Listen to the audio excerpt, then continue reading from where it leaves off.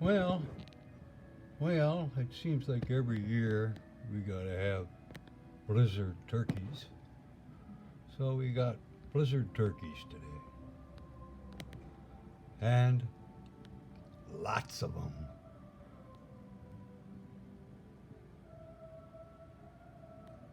Lots of turkeys.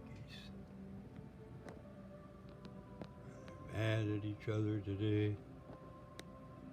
Eating some fresh wheat bread, which is their favorite. It's very good for them, not like white bread. This is all multi-grain, very good.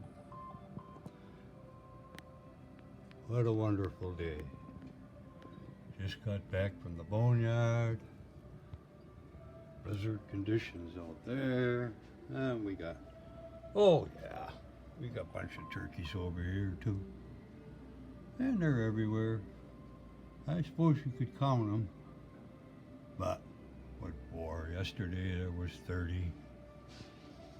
Today there might be 30, 35. Who knows? We'll just swell up a little bit on the big guy here and say, how do you do? This is the great Grandmaster Steve at Great Grandmaster Park, retreat areas, and whatnots. Till next time.